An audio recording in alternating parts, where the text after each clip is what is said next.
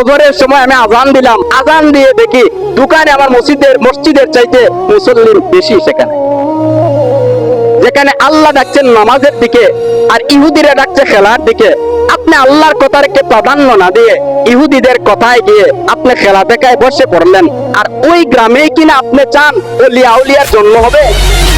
আমার নবীজি সাল্লাল্লাহু আলাইহি সাল্লাম হযরত আনাস ইবনে মালিক রাদিয়াল্লাহু তাআলা আনহু হাদিস বর্ণনা করেন। তিনি বলছেন, আমার নবীজি বলছেন, তলাবুল ইলমি ফারিদাতুন আলা কুল্লি মুসলিমিন ওয়া মুসলিমা। প্রত্যেক মুসলমান নর নারীর উপরে আল্লাহ তাবারাক ওয়া তাআলা ইলম অর্জন করাটাকে আল্লাহ তাআলা ফরজ করে দিয়েছেন। সুবহানাল্লাহ। অর্থাৎ প্রত্যেকটা মুসলমানদেরকেই ইলম অর্জন করতে হবে। এটা কম করেন বেশি করেন, সবাই ইলম অর্জন করতে হবে, সবাই হাদিস জানতে হবে, সবাই কোরআন নিয়ে জানতে হবে, সবাই আখিরাত নিয়ে ভাবতে হবে, সবাইকেই আমার আপনার জানতে হবে এই পৃথিবীতে আমার কি কি করা উচিত, কি কি করা উচিত না, প্রত্যেক মুসলমানরা এটা জানতে হবে। এবার আসেন, আমি আপনাদেরকে বললাম, তখন আপনি বলবেন যে হুজুর আমরা কি মাদ্রাসায় ভর্তি হয়ে আমরাও কি আরবি জানতে হবে, আমাদেরকেও কোরআন হাদিস পড়তে হবে? না, এটা সবার জন্য না, এটা ফরজে কেফায়া। ইলম অর্জন করা ফরজে কেফায়া। কতিপয় মানুষদের মধ্য থেকে কিছু সংখ্যক মানুষ ইলম অর্জন করবে, আর ওই ইলম অনুযায়ী আমল করতে হবে সকল মানুষকে, যাদের কান পর্যন্ত এই কথাগুলা পৌঁছাবে প্রত্যেকেই এই আমলগুলা করা অত্যাবশ্যকীয় হয়ে যায়। আমি গত জুমায় বলছিলাম মনে হয় যে আমি এক সিচুয়েশনের মধ্যে যাচ্ছি, যে সিচুয়েশনের মধ্যে গিয়ে কোন মুসলমান বলতে পারবে না যে আমি না জেনে গুনাহ করেছিলাম। এই কথা বলার কোনো সুযোগ নেই। আমাদের উস্তাদরা বলেন এক সময় মানুষ ইলম অর্জন করাটা মানুষের জন্য কঠিন হয়ে পড়তো। আপনারা জানেন আল্লাহর নবীর সাহাবী আবু দারদা রাদিয়াল্লাহু তাআলা আনহু, তিনি মক্কা নগরী থেকে তিনি কুফায় অনেক দূর হেঁটে হেঁটে গিয়ে তিনি একটা হাদিস সংগ্রহ করছিলেন, মাত্র একটি হাদিস। সে হাদিসটা কি? আল্লাহর নবী সাল্লাল্লাহু আলাইহি সাল্লাম তিরমিজি শরীফের মধ্যে হাদিস বর্ণনা করেন। আল্লাহর নবী বলছেন যে কোন সন্তান যদি কোরআনটাকে মুখস্থ করে এবং ওই অনুসারে যদি আমল করে, ওই সন্তানকে কিয়ামতের ময়দানে আমার আল্লাহ তার আহাল থেকে 10 জন মানুষকে সুপারিশ করার সুপারলেটিভ পাওয়ার দান করবেন। সুবহান। ওই 10 জন, যেই 10 জন তার আহালের মধ্যে যাদের উপরে জাহান্নাম আমার আল্লাহ ওয়াজিব করে নিয়েছেন, অর্থাৎ ওই সমস্ত মানুষদেরকে সুপারিশ করবে তার আহালের মধ্যে, তার বাবা, তার ভাই, তার আত্মীয় স্বজনদের মধ্যে এমন 10 জন যাদেরকে আমার আল্লাহ তাআলা জাহান্নামে পাঠানোর জন্য নির্ধারণ করেছেন, এমন 10 জনকে একজন হাফেজে কোরআনরা তাকে সুপারিশ করে তাকে জান্নাতে নিয়ে যাবে। সবাই আওয়াজ দিয়ে বলেন সুবহানাল্লাহ। বুঝতে পারছেন যে একজন হাফেজে কোরআনের পাওয়ার কিয়ামতের দিন কত হবে? একবার ভাবেন, আমরা অনেকেই দেখবেন আপনার সন্তানকে আপনি চান হাফেজ বানাতে, অনেকেই চান, কিন্তু ওই অনুসারে কি আপনি আপনার ছেলেকে আপনি শাসন করেছেন কিনা, আপনি তাকে দেখাশোনা করছেন কিনা, এটাও মাথায় রাখবেন। আমি প্রায়ই বলি বাবার আমলের খাসিয়তটা সন্তানের উপরে পড়ে। এটা আমি একবার না একাধিকবার দেখেছি, আপনিও দেখবেন। সন্তানের যে আমলটা থাকে, বাবার আমলের খাসিয়তটা সন্তানের উপরে পড়ে। বাবা যদি একজন হারামখোর হয়, সন্তান নিঃসন্দেহে বেয়াদব হবে। যদি ভালো সন্তান যদি বানাতে চান, আগে নিজে ভালো হতে হবে। আমি একটা কথা প্রায়ই বলি যে আমি ভালো হতে চাই, মানুষকে আমি ভালো বানাতে চাই, বাট আমি ভালো হতে চাই না। আমি অন্যায় করলাম, আমার সন্তানকে আমি অন্যায় থেকে বাঁচালাম না, এটা আপনার সন্তান আপনার থেকে শিখবে না। আপনি আপনার সন্তানকে যা শিখাবেন আপনার সন্তান উভয়টাই শিখবে। আপনি ভালোটা শিখালে আপনার সন্তান এইটাই শিখবে, আপনি মন্দটা শিখালে আপনার সন্তান সেটাই শিখবে। আজকেও সকালে আমার গ্রামে একজন মানুষের জানাজা আজকে ছিল। আমি জানাজার মাঠে বলছিলাম যে আজকে যে লোকের জানাজার নামাজ আমরা পড়তে এসেছি, আগামীকাল আমার বাবাকেও আমি দাফন করব, আগামীকাল আপনি ইন্তেকাল করবেন, আপনার সন্তান আপনাকে দাফন করবে, নিজের হাতে দাফন করবে, এবং আপনি আপনার বাবার কবর জিয়ারত করছিলেন কিনা আপনার সন্তান সেটার উপর ডিপেন্ড করবে। আপনি যদি আপনার বাবার কবর জিয়ারত করতে যান, আপনার সন্তানকে বলে যাওয়া লাগবে না সন্তান আমার কবর জিয়ারত করবা, এটা বলে যাওয়া লাগবে না। আমি গতকাল রাতে আমার আব্বাকে বলছিলাম যে আপনি কি আপনার বাবার কবর জিয়ারত করতে যান? আমার আব্বা বলছেন হ্যাঁ, আমি যখনই নামাজ আদায় করি তখনই আমার বাবার কবর জিয়ারত আমি করি। তার মানে আমি আমি আমার বাবার কাছ থেকে শিখতে চাইলাম যে আমার আব্বা কি আমার আব্বার আব্বা অর্থাৎ আমার দাদার কবর জিয়ারত করছেন কিনা। আগামীকাল আমার বাবা ইন্তেকাল করলে আমারও কি সেটা করতে হবে কিনা, এটা আমি জানতে চেয়েছিলাম। আপনি এটা ভাবেন আপনার সন্তানকে সেটা শিখাচ্ছেন কিনা আপনি। এখন আসেন, আপনি যদি আপনার সন্তানকে ভালো বানাতে চান, আপনাকে নিজে ভালো হতে হবে। এই মাসেই বা কয়েকদিন পরে একটা খুতবা আসবে, দেখবেন আব্দুল কাদের জিলানী রাহিমাহুল্লাহ একটি জীবনী আছে। আমি শুধু শিক্ষণীয় বিষয়টা বলি।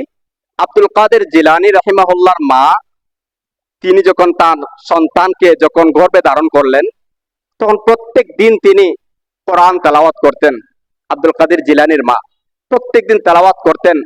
যখন তিনি জন্মগ্রহণ করলেন, ওই সময় তার মা কোরআন তেলাওয়াতটাকে 18 পারা পর্যন্ত নিয়ে গিয়েছিলেন। আব্দুল কাদের জিলানী জন্মের পরেই ওই 18 পারাটা তিনি মুখস্থ করে ফেলছেন জন্মের আগেই। তার এই ব্যাখ্যাকার যদি জানতে চাই, আমরা যদি এই বিষয়টা রিসার্চ করি, আমরা দেখি এটাই যে তার মা যখন তাকে গর্ভে নিয়ে কোরআন তেলাওয়াত করছিলেন, ওই সন্তান গর্ভে থেকে ওই তেলাওয়াতটা শুনে শুনে তিনি মুখস্থ করে ফেলেছেন। এখন আমি যদি আপনাকে বলি, আপনি কতদিন কোরআন তেলাওয়াত করছিলেন যে আপনার সন্তানকে হাফেজ বানানোর জন্য? আমি যদি মাকে আপনার এলাকার মা বোনদেরকে প্রশ্ন করি, আপনার ছেলে যখন গর্ভে ছিল আপনি কি চিন্তা করেছিলেন যে আমার সন্তানকে আমি হাফেজ বানাবো, আমি একটু তেলাওয়াত করি আমার সন্তানটা ভালো হোক? আপনি আপনার স্ত্রীকে জিজ্ঞাসা করেন, আজকে আমাদের দেশের মহিলারা যখন গর্ভে ধারণ হয় তখন হাঁটতে পারে না, লড়তে পারে না, তেলাওয়াত তো দূরের কথা। এটা আমি তাদেরকে ক্রিটিসাইজ করছি না, এটা তারা পারে চাইলে, এটা তাদের সন্তানের উপরে যেহেতু একটা আসর পড়বে এই জন্য করতে হবে এটা। আমি যদি আপনাদেরকে বলি, আপনি জীবনে এক ওয়াক্ত নামাজ পড়েন নাই, আপনার সন্তানকে চান আপনি আলেম বানাতে, এটা ভুল করছেন। আপনি ভুল করছেন, আপনি ভুল সিদ্ধান্ত নিচ্ছেন যে আপনার সন্তানকে আপনি আলেম বানাবেন। এটা ভুল সিদ্ধান্ত, এটা ডিসমিস করে ফেলবেন। যদি আপনার ছেলেকে হাফেজ কিংবা কোরআনের আলেম বানাতে চান, তাহলে অবশ্যই আপনার আমলকে আপনি খাঁটি করে নিতে হবে। আপনি একটা জিনিস যদি ভাবেন একজন আলেম, আপনি এখন বলবেন আমি আমার সন্তানকে আমি আলেম বানাবো কেন? আপনি যদি আমাকে এই কথাটা বলেন, তাহলে আমি জবাব দিব এটা যে আপনার সন্তান যদি আলেম হয়, একটা হাদিস আছে, আল্লাহর নবী সাল্লাল্লাহু আলাইহি সাল্লাম বলছেন কিয়ামতের ময়দানে যখন সমস্ত মানুষেরা উলঙ্গ অবস্থায় কিয়ামতের দিন দাঁড়াবে, ওই দিন কিছু সংখ্যক মানুষদেরকে আমার আল্লাহ তাআলা জান্নাতি সবুজ কাপড় পরাইয়া কিয়ামতের দিন উঠাবেন। বলেন না সুবহানাল্লাহ। যখন কিয়ামতের দিন সবাই উলঙ্গ অবস্থায় উঠবে, একদল মানুষ সেই দিন জান্নাতি সবুজ কাপড় পরিধান করে উঠবে, আর তাদের মাথার মধ্যে একটা নূরের তাজ পরাইয়া দেওয়া হবে।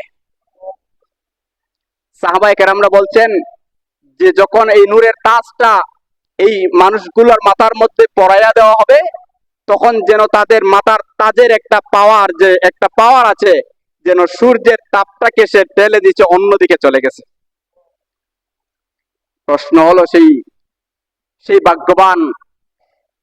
ভাগ্যবান কারা, যাদেরকে কিয়ামতের দিন নূরের তাজ পরানো হবে, জান্নাতি সবুজ কাপড় পরানো হবে?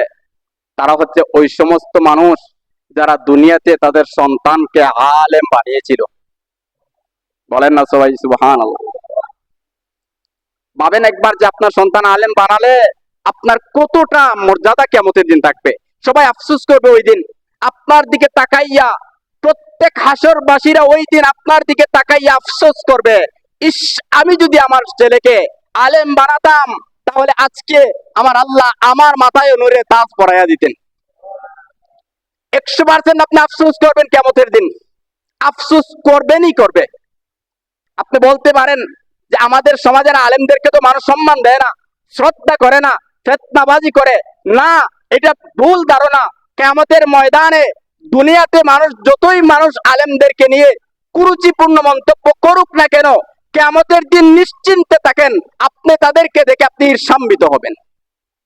এমন মর্যাদা কিয়ামতের দিন আল্লাহ তাআলা আলেমদেরকে দান করবেন, এটা আপনি ভাবতেও পারবেন না।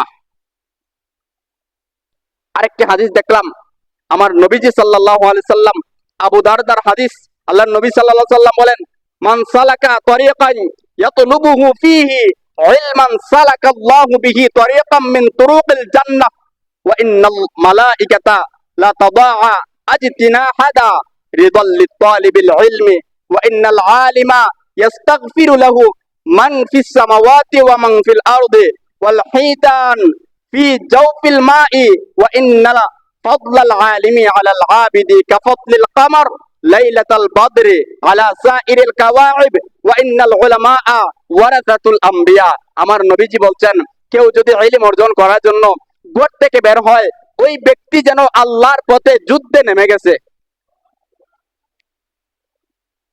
ওই ব্যক্তি যখন ইলম অর্জন করতে গিয়ে যদি কোনো বান্দা, কোনো বাচ্চা ইন্তেকাল হয়, তাহলে ওই সন্তান নিঃসন্দেহে শহীদের দরজা লাভ করবে।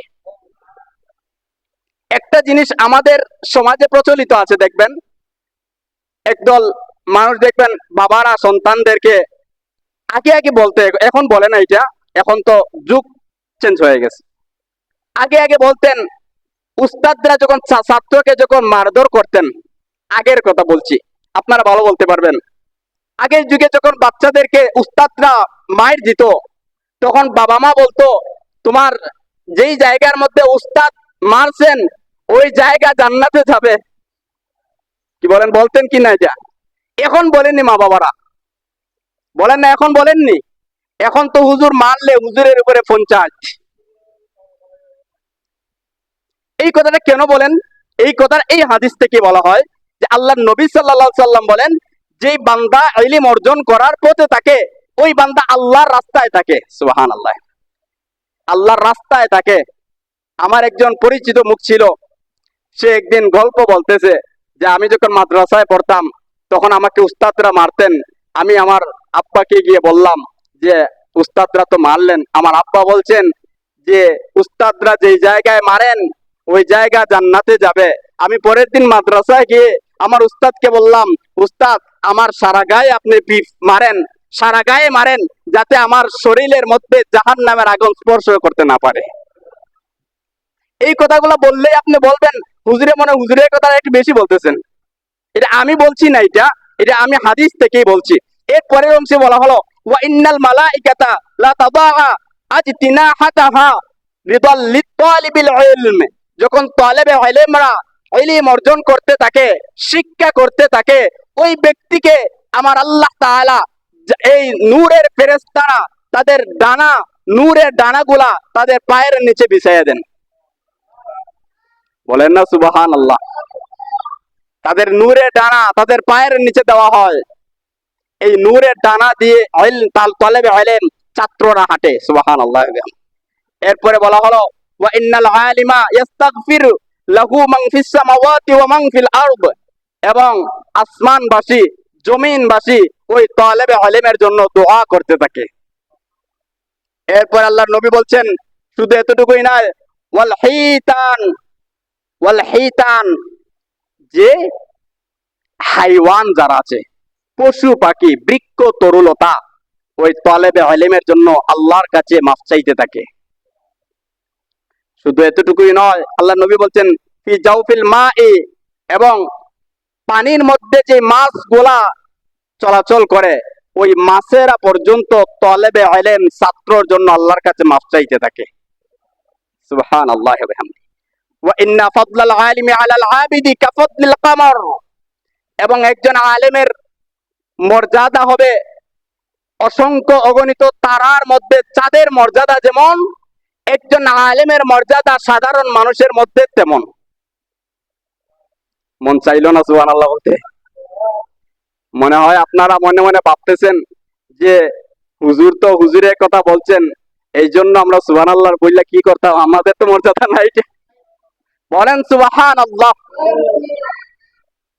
কথা বুঝলে আপনারা সুবহানাল্লাহ বললেন যে আকাশের লক্ষ লক্ষ তারকার মধ্যে একটা চাঁদের মর্যাদা বেশি না কম?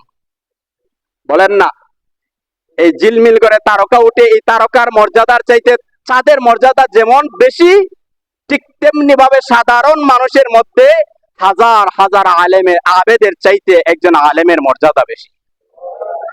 ওয়া ইন্নাল উলামা ওয়ারাসাতুল আম্বিয়া, আর নবীদের ওয়ারিস, নবীদের উত্তরাধিকার হচ্ছেন আলেম ও সমাজেরা। সুবহানাল্লাহ।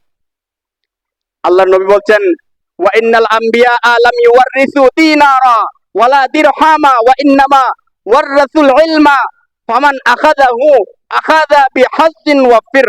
আল্লাহর নবী বলছেন যে আল্লাহর নবীরা এই পৃথিবীতে কোনো উত্তরাধিকার রেখে যাননি, সম্পদের উত্তরাধিকার রেখে যাননি, দিনার রেখে যাননি, দিরহাম রেখে যাননি, তারা রেখে গিয়েছেন আলেমদেরকে। সুবহানাল্লাহ। আমি আপনাদেরকে যদি বলি, একজন সাধারণ মানুষ, আমি বলি যদি আপনার হাতে এই কিতাবটা আমি দেই, এক লাইন আপনি পড়েন। আমি যদি আপনাদেরকে বলি এই এই কিতাবটা আপনার হাতে দেই, যে আপনি এই কিতাব থেকে আপনি একটা লাইন আমাকে পড়ে শোনান, এটা অনুবাদ করে দেন, নবী আপনাকে কি বলছেন আমাকে জানান দেন, আমি জানি এখানে অনেকেই পারবেন না। পারবেন নাকি? একজন সাবাস করতে বলতে পারবেন আমি একটা হাদিস পড়তে পারবো? একজন মানুষ আছেন এখানে? যেহেতু নাই, সেহেতু দ্বীনের খেদমত কে করছেন? আমার নবীর দাওয়াত কে দিচ্ছেন? বলেন না, কে দিচ্ছেন? আলেমরা দিচ্ছেন।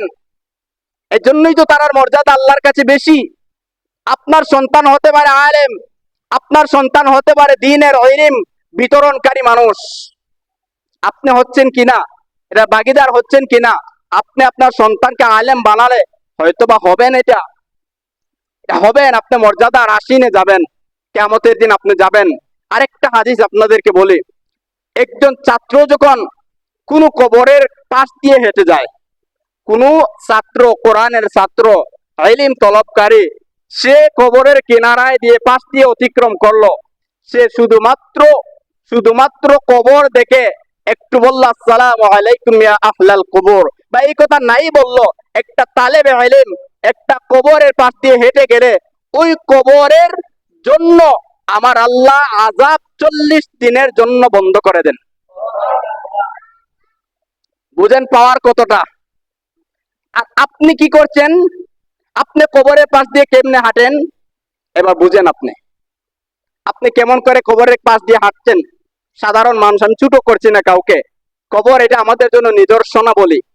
কবর হচ্ছে আমাদের আখিরাতের প্রথম মঞ্জিল, পৃথিবীর শেষ মঞ্জিল হচ্ছে কবর, যেখানের মধ্যে শুয়ে থাকলে কত বছর থাকতে হবে কেউ বলতে পারে না। ওই জায়গার মধ্যে কে জান্নাতের বাগান সাজিয়ে আছে আর কে জাহান্নামের অগ্নিকুণ্ড সাজিয়ে আছে আমরা কেউ বলতে পারি না। ওই কবরের পাশ দিয়ে আমরা হেঁটে যাই, আমরা তো কবরের ভিতরের অংশের কোনো কিছু বুঝতে পারি না। যদি আমাদের সমাজের কেউ কবরের আযাব যদি কেউ অনুমান করতে পারতো বা আমাদের কানে আসতো, আমাদের কানটা ফেটে টুকরো টুকরো হয়ে যাইতো। আমরা শুনি না, আমাদেরকে আল্লাহ তাআলা শুনান না। মানুষ আর জিন জাতি ছাড়া সকল জাতিরা কবরের আযাব অবলম্বন করতে পারে, শব্দ শুনতে পারে।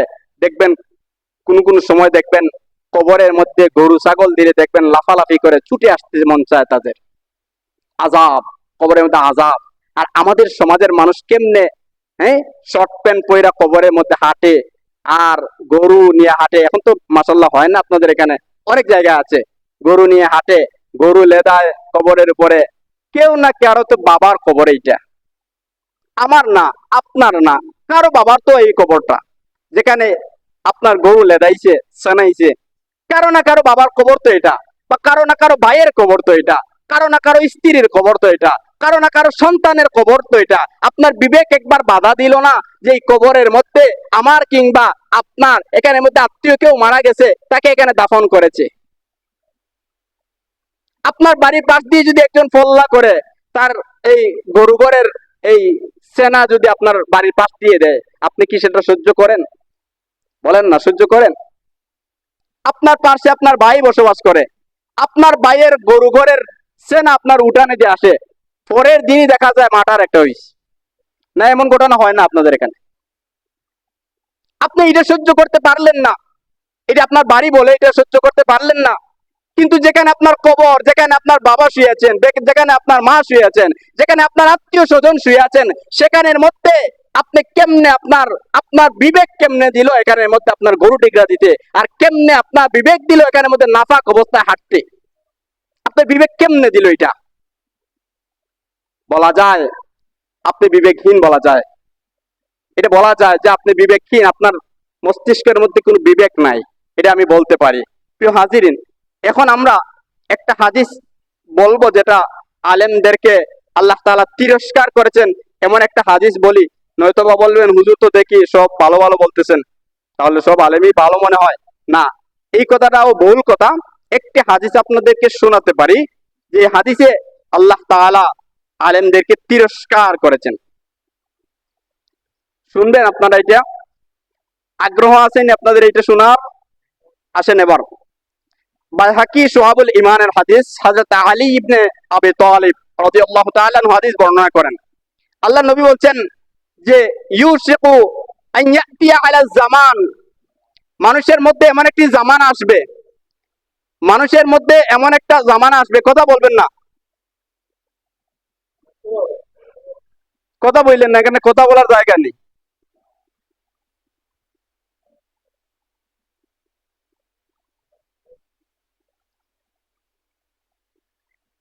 আল্লাহ নবী বলছেন ইউশিকু আন ইয়াতিয়া আলান নাসি জামান, মানুষের মধ্যে এমন একটি জামানা আসবে, এই জামানায় কি হবে? লা ইয়াবকা মিনাল ইসলাম ইল্লা ইসমুহু, মানুষের মধ্যে এমন একটি জামানা আসবে যেই জামানার মধ্যে ইসলামের নাম ছাড়া আর কিছু থাকবে না, ইসলামের নাম ছাড়া কিছু থাকবে না। আমরা ইসলাম ইসলাম বলবো, কিন্তু ভিতরে ভিতরে আমরা খারাপি করব, অন্যায় করব, অবিচার করব, এটা আছে না নাই? এই জামানায় মনে হয় আমরা বসবাস করছি। ওয়ালা ইয়াবকা মিনাল কোরআন, কোরআন থাকবে ইল্লা রাসমুহু, শুধুমাত্র কোরআনের অক্ষরগুলা থাকবে, কোরআনের কোনো কাজ আমাদের সমাজে হবে না। এই জামানাই মনে হয় সেই জামানা। এরপরে কি হবে?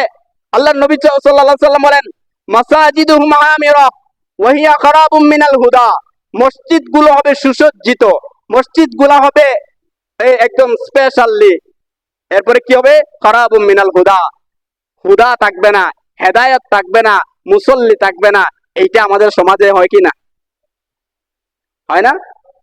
দেখেন না মসজিদের মধ্যে কত সুসজ্জিত হয়, কত দামি দামি টাইলস বানানো হয়, কত দামি দামি মসজিদ বানানো হয়, 1 কোটি 2 কোটি টাকা দিয়ে মসজিদ বানানো হয়, এসি লাগানো হয়, আইপিএস লাগানো হয়, কত কিছু করা হয়, মসজিদে মুসল্লি নাই। এটি মনে হয় আমাদের সমাজের মানুষের একটা চিত্র নবীজি 1500 বছর আগে বলে গিয়েছেন। সারা বছর আপনাদেরকে বয়ান করে আমরা একজন মুসল্লি বানাতে পারলাম না। আপনারা মাহফিল করালেন, 30,000 দিয়ে বক্তা আনলেন মানুষদেরকে হেদায়ত দেওয়ার জন্য। আমাদের পীর মুর্শিদ সাহেব কিবলার নাতিরে আনলাম যেন আপনারা নামাজ আদায় করেন।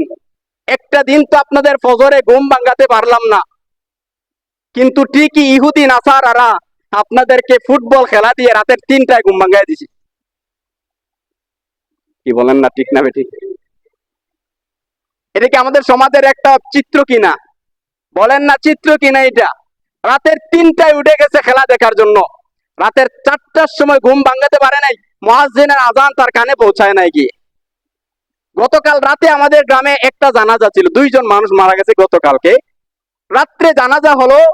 আমি জানাজার নামাজ আদায় করলাম, করে দেখলাম অসংখ্য মানুষেরা কবরে যায় না বিশ্বকাপ খেলা দেখার জন্য। আচ্ছা, আমি আপনাদের কাছে একটা প্রশ্ন করি আপনাদেরকে, আপনি আপনার ইমানের হালতটা আপনি এবার অনুমান করেন যে আপনার ইমানটা কত নম্বর হতে পারে যে আপনাকে আলেমরা, ওলামায়ে কেরামরা, পীর মাশায়েখরা আপনার ফজরে ঘুম ভাঙাতে পারে নাই। ইহুদি নাসারারা একটা বিনোদন দিয়ে আপনাকে ঘুম ভাঙায় দিল। বলেন আপনার ইমানের পাওয়ারটা আপনার কাছে কত আছে? আপনি অনুমান করেন এখন যে আপনার পাওয়ারটা, ইমানের পাওয়ারটা কত আছে।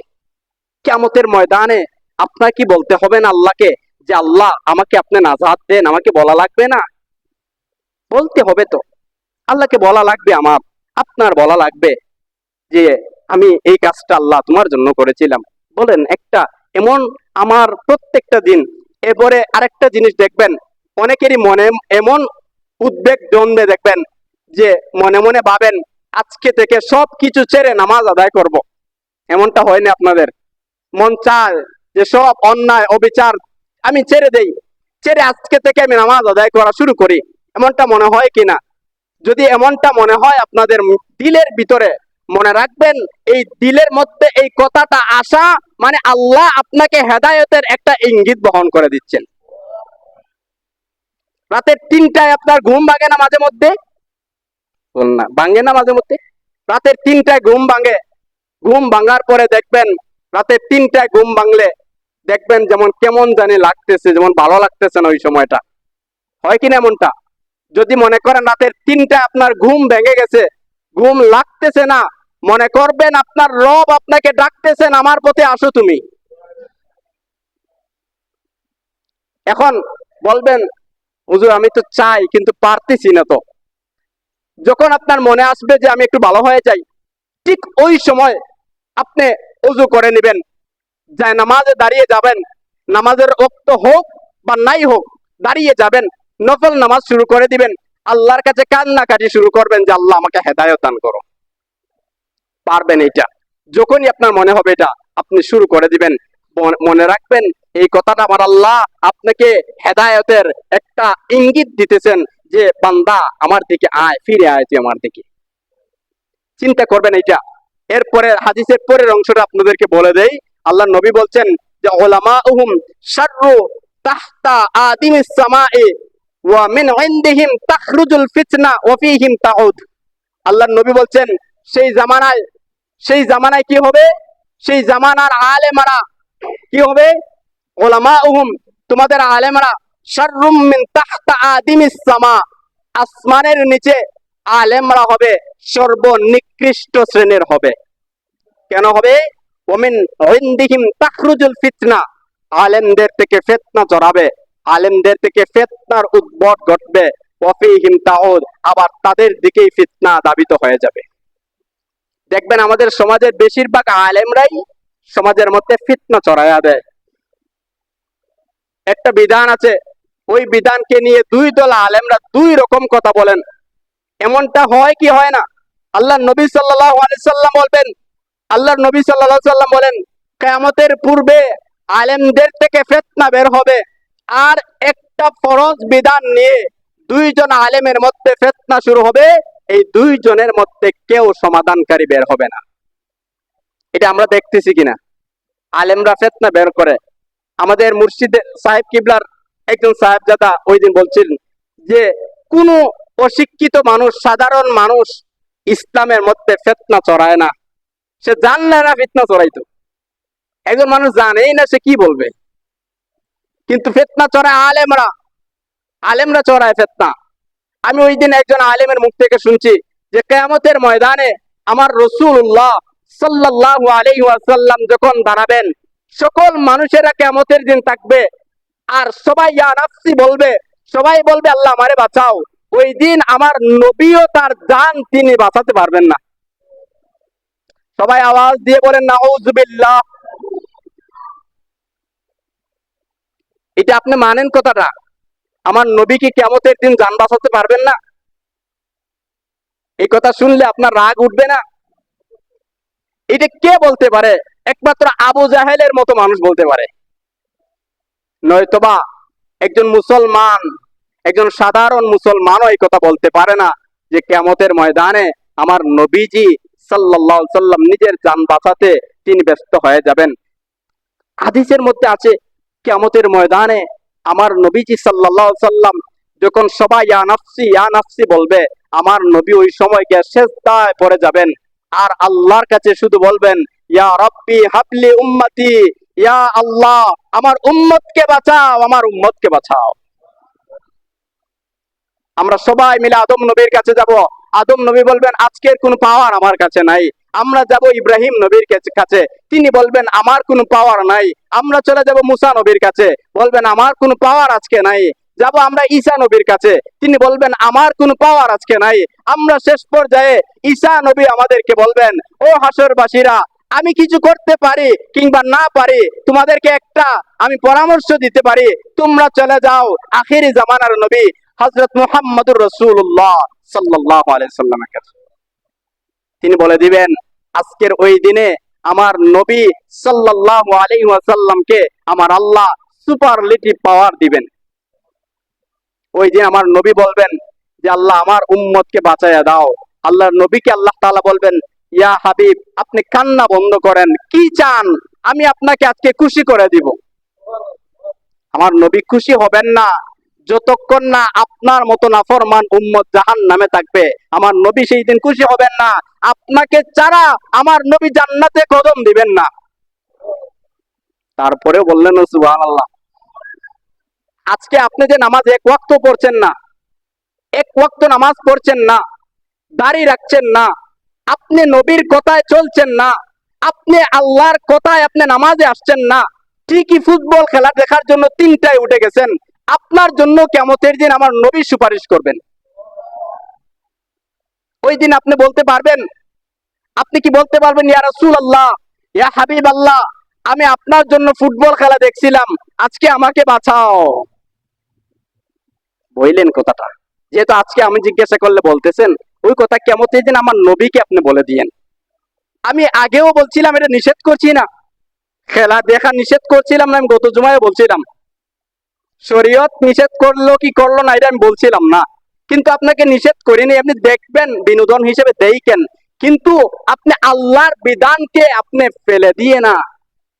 আপনারা অনেকে আমাকে বলেন যে হুজুর, আমাদের এই চন্দনপুর গ্রামের এই যে একটা অবস্থান, এটা কেন পরিবর্তন হচ্ছে না? বলেন কিনা আপনারা আমাকে বলেন, বলেন না, বলেননি আপনারা? এই কথা আপনার মাথায় আসে না যে আমাদের গ্রামে এত উন্নতি হচ্ছে না কেন, আমাদের গ্রামে এত অনৈতিক কাজ হচ্ছে কেন? আপনি আমাকে একবারও প্রশ্ন করেন? আমি বারবার বলি আপনাদেরকে, এমন উদ্বেগজনক প্রশ্ন আপনি করবেন না, কারণ আপনার থেকেই ফিতনা বের হচ্ছে। আপনি ভাবেন না একবার যে ফজরের সময় আমি আজান দিলাম, আমি আজান দিয়ে দেখলাম, কেউ মাইন্ড করেন না কথাটা, আমি বইলেই ফেলি আপনাদেরকে, আমি ফজরে আজান দিলাম, আজান দিয়ে দেখি দোকানে আমার মসজিদের চাইতে মুসল্লি বেশি সেখানে। আচ্ছা বলেন আমাকে, ওই একটা উদ্বেগজনক একটা ঘটনা, যেখানে আল্লাহ ডাকছেন নামাজের দিকে আর ইহুদিরা ডাকছে খেলার দিকে, আপনি আল্লাহর কথাকে প্রাধান্য না দিয়ে ইহুদিদের কথায় গিয়ে আপনি খেলা দেখায় বসে পড়লেন, আর ওই গ্রামেই কিনা আপনি চান ওলিয়া আউলিয়ার জন্ম হবে? এই গ্রামে কি চান আপনি যে আমার গ্রামের সব ফিতনা দূর হয়ে যাক? আপনি চান এইটা? এটা চাইলে আপনি আগে আপনার আল্লাহর কথাটাকে প্রাধান্য